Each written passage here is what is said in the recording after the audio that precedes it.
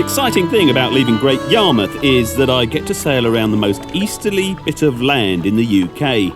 I am literally turning a corner. Well, okay, a long gentle bend then.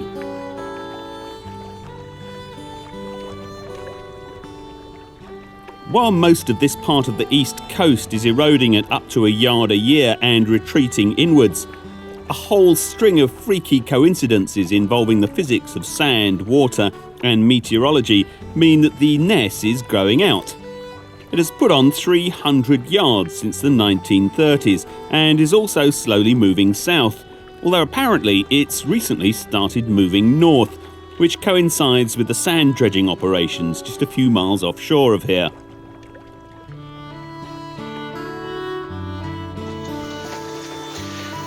Time to take the Broads sticker down.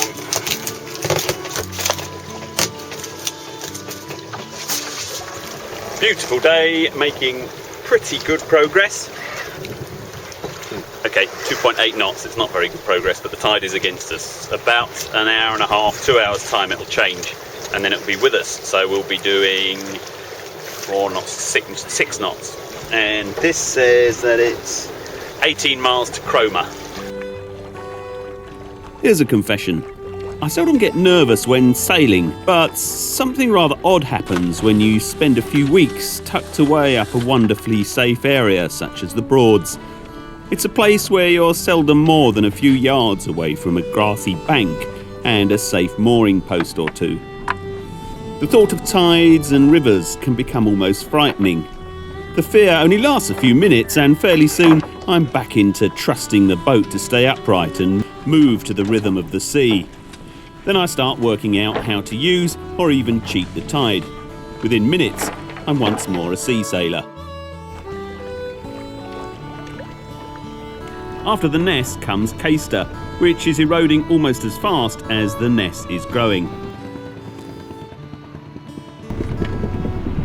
I'm just hugging the coast. When I'm close to shore, about 5 feet, then I'm travelling at 3 and a bit knots. But when I'm 14 feet, which is not that far offshore, then I'm travelling at 2.5 knots. So it pays me to hand steer.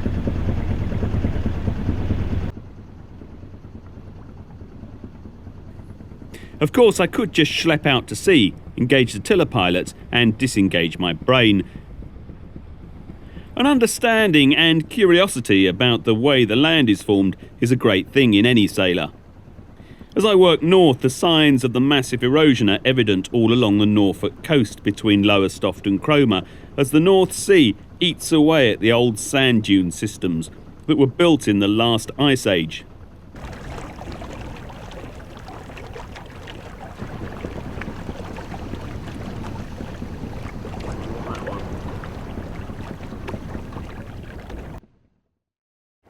The sun has come out and the sea's gone blue.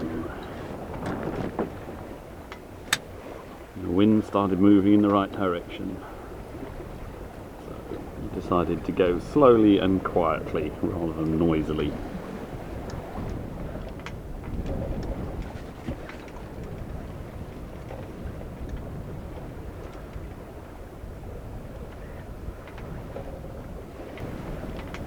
The endless supply of ancient sand that last saw daylight when saber-toothed tigers, mammoths and Neanderthals roamed the area means that the beaches are lovely and the rainfall is down around the low 20s. Hence the massive caravan sites all along here. From Google Earth you can see their tidy, well-organised ranks of satisfying homogeneity.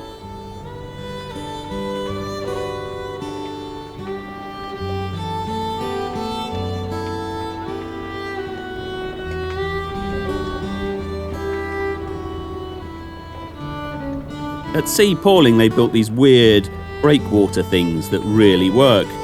At neap tides and with an offshore wind, sailors can duck behind these breakwaters, drop a hook and take a rest.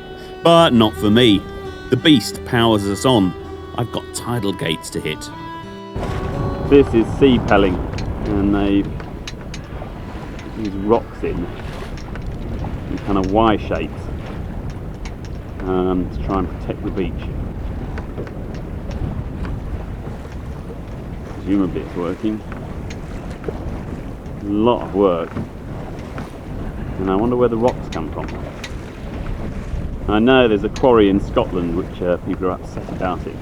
Basically they're demolishing an island. Well, maybe that's what we'll be doing in the future. Demolishing islands in order to protect the mainland.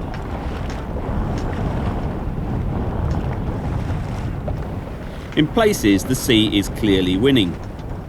Haysborough, or as it's spelt, Happisburgh, the cliffs are retreating at a yard a year. This coast has miles to retreat before the sea will encounter anything like serious resistance.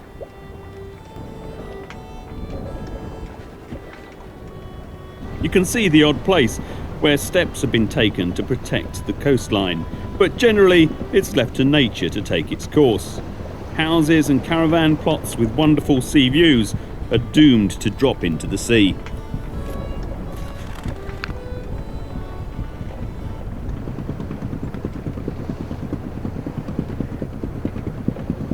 Travelling along about 4 feet of water, and the boat's doing 4 knots, but we're only doing 2 knots through the water, so I'm plugging 2 knots of tide.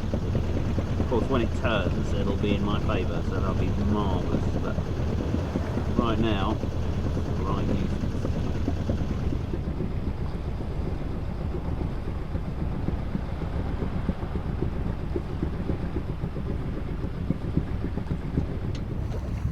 See, today is not relentless sunshine.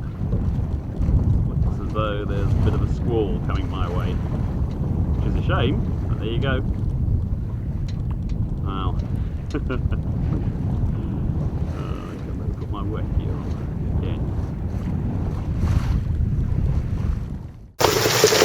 It's doing it again!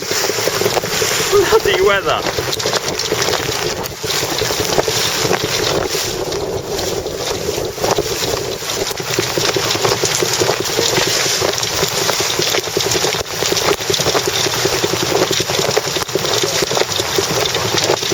Sails just flogging, pissing down with rain. Fortunately, it's going to pass soon, I hope. Yuck.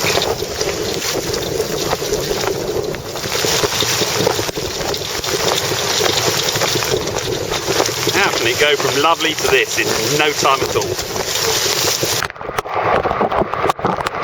Wow. Fortunately, I made some coffee before it started.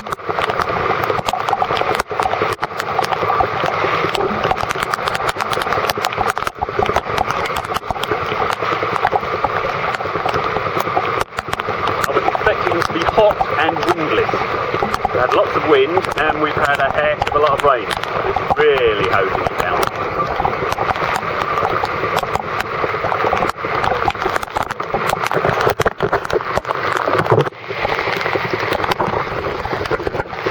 So, where's the fun in this then?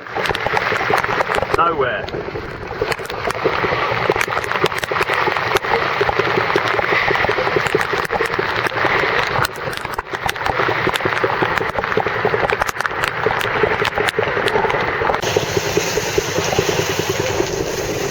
This is 5 minutes later, probably less than 5 minutes later, and the sun's come out.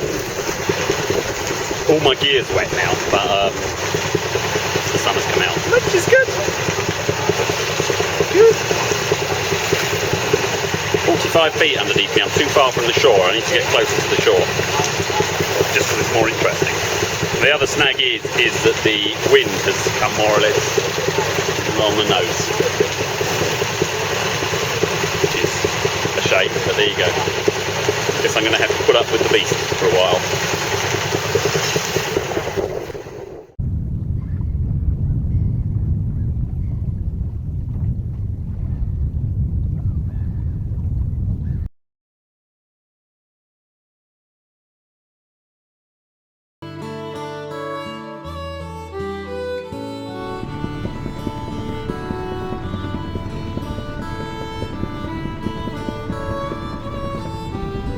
Then, further up, the land starts to rise.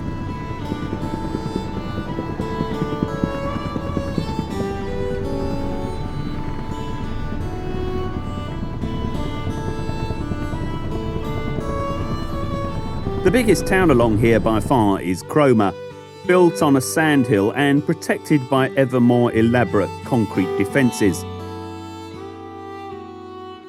But no matter how elaborate the sea defences, all they can ever buy is time, because the waves will always win.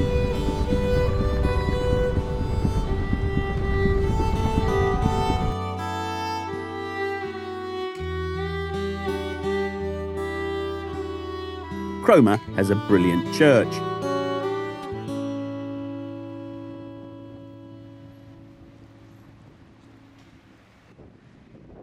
It's made of hand-cut flints.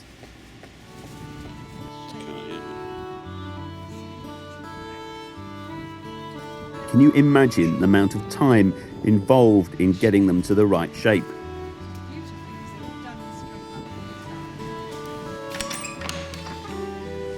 The dastardly Hun bombed the towns all along this coast, although if you read the history books it seems as though the only people who ever suffered air raids were the chippy cockneys and toffs in London. Here in Cromer the bombs blew every bit of glass out of the windows in the west side of the church. The result is that in the afternoon the interior is bathed in lead glass filtered sunlight. It looks absolutely wonderful.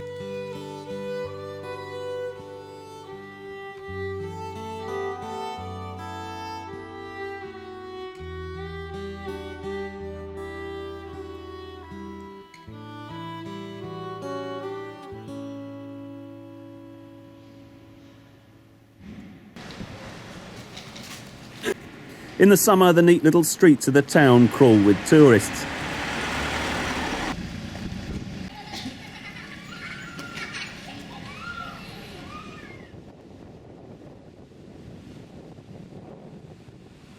But down on the front, near the pier, the crab fishermen carry on with the business of seeding the shore with their propeller-ensnaring, crustacean-catching aquatic paraphernalia. Lined up along the seawall are the tractors they use for launching and recovering the boats. They all seem to think that they need to own their own tractor. Typical of fishermen, that is. Independent-minded blokes, self-reliant and uncooperative bar stewards to a man. Very slow for him, that is. They do an amazing job of launching and recovering boats from this beach, though. And it's a truly awful place to base a boat, if you ask me.